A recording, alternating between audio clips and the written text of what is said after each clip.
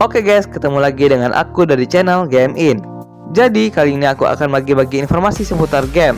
Nah, sekarang ini kita tahu bahwa dunia game saat ini sudah bervariasi, dimulai dari game Android, iOS, PC, dan game konsol seperti PlayStation dan Xbox.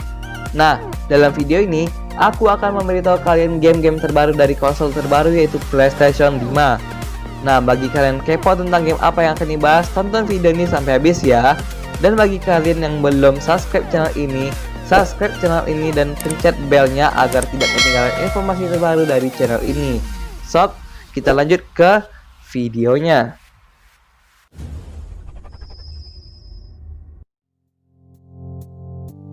Game urutan kelima dari pembahasan yaitu Call of Duty Black Ops Cold War. Call of Duty Black Ops Cold War atau bisa dibilang COD Cold War tiba bersama dengan perilisan konsol next gen Xbox Series X dan PlayStation 5, di mana game ini hadir sebagai game shooter pertama yang bisa kamu mainkan pada kedua konsol next gen tersebut dan tentu saja PC. Berbeda dengan seri Call of Duty Black Ops sebelumnya, seri Cold War ini menawarkan sesuatu hal yang baru, mulai dari alur cerita, grafis hingga gameplay. COD Black Ops Cold War memang berlatarkan pada perang dingin antara Amerika Serikat dan Uni Soviet pada tahun 1980-an, di mana kamu akan diajak untuk kembali ke era Ronald Reagan saat menjadi Presiden Amerika Serikat. Saat menjadi Presiden Amerika Serikat, Reagan terkenal dengan kebijakan luar negerinya bertujuan untuk memenangkan perang dingin dan memundurkan komunisme. Tentunya, ini sangat penting karena akan membawa Amerika Serikat menjadi satu-satunya negara adidaya di dunia itu. Walau begitu, Uni Soviet ternyata tidak tinggal diam. Mereka menugaskan beberapa mata-mata yang bertujuan untuk meruntuhkan Amerika Serikat dengan berbagai cara. Dan game ini menyediakan 3 mode, yaitu mode campaign, mode multiplayer, dan mode zombie. Nah, bagi kalian yang ingin memainkan game tersebut, tunggu saja tanggal rilisnya yaitu tanggal 13 November 2020. Dan game tersebut bisa dimainkan dalam PC, PS5, dan Xbox Series X.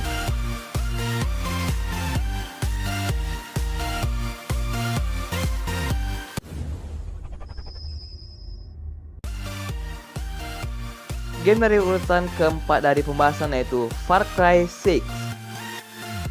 Game yang dirilis oleh Ubisoft memperlihatkan bahwa pemain akan disajikan layar negara Latin seperti yang ada di Amerika Selatan. Sekilas cerita latar yang ditawarkan memang berbeda dari seri Far Cry yang pernah, tapi dengan konsep yang sama. Pemain akan masuk ke dalam sebuah cerita karakter protagonis berjuang melawan tiran atau penguasa, sebuah konsep cerita turun-temurun dari franchise game Far Cry. Sejauh ini, Ubisoft belum merilis video gameplay yang bakal ditawarkan. Ubisoft sendiri menggandeng beberapa aktor Hollywood ternama. Antagonis utama yaitu Anton Castillo akan diperankan oleh Giancarlo Esposito, nominator penghargaan Emmy untuk film Better Call Saul, The Boys, dan The Mandalorian, serta beberapa aktor dari film lainnya. Pemain akan memerankan karakter bernama Danny Rojas, anggota pemberontak IARA. Pemain akan berpetualang tidak hanya di geografis hutan tropis tapi juga di perkotaan. Ubisoft sendiri mengklaim Far Cry 6 menjadi seri dengan arena permainan berbentuk kota yang paling masif. Game ini akan rilis 18 Februari 2021 dan bisa dimainkan di PC, PS5, dan Xbox Series X.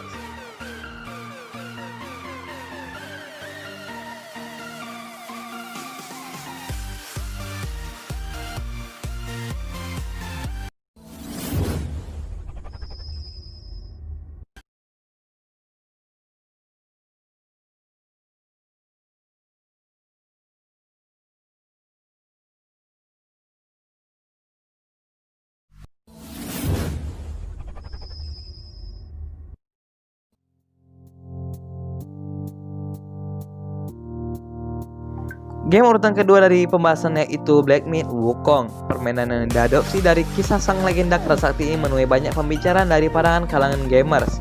Bertemakan action RPG yang dibuat oleh pengembang asal Tiongkok, Game Science Studio yang berada di kota Hangzhou dan Shenzhen, resmi memberikan judul Black Myth: Wukong yang rencananya akan dirilis di platform PC dan konsol.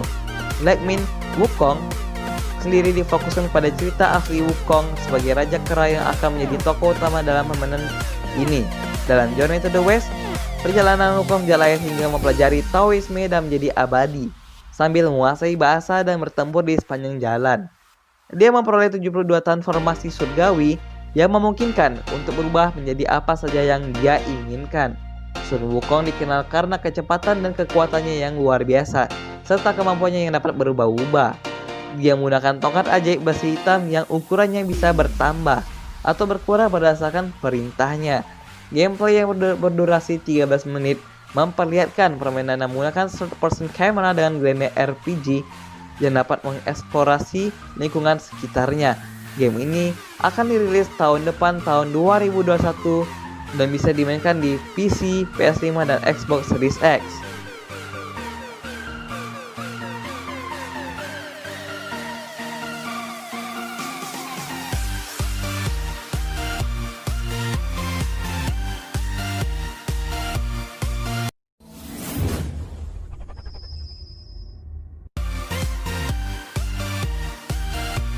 Game urutan pertama dari pembahasan sekaligus sebagai penutup video ini tuh game Marvel Spider-Man Miles Morales. Game yang launchnya bersamaan dengan PlayStation 5 merupakan seri kedua atau kelanjutan dari franchise pertama Marvel Spider-Man yang sosok protagonisnya utamanya menampilkan Peter Parker.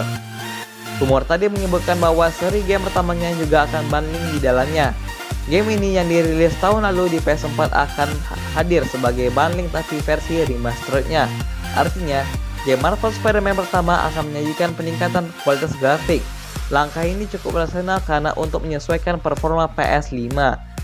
Game Marvel Spider-Man Miles Morales adalah salah satu game yang patut dimiliki. Seri pertamanya menyajikan gameplay yang paling segar sepanjang sejarah franchise game Spider-Man di PlayStation. Spider-Man Miles Morales akan menyajikan kisah saat Morales sudah tumbuh dewasa. Di akhir seri pertama game Spider-Man, Morales menunjukkan kepada Peter Parker bahwa dia memiliki kekuatan manusia laba-laba yang sama, tapi dengan gaya serangan atau skill yang unik. Rumor bahwa game Spider-Man Miles Morales akan dilengkapi seri game pertamanya disambut positif oleh gamer. Alasannya, kedua sama-sama bertarung melawan musuh di kota New York. Kisah Spider-Man Miles Morales juga hanya berselisih 1 tahun setelah kisah Peter Parker di game pertama. Game ini akan rilis tanggal 12 November 2020 dan bisa dimainkan di PlayStation 5.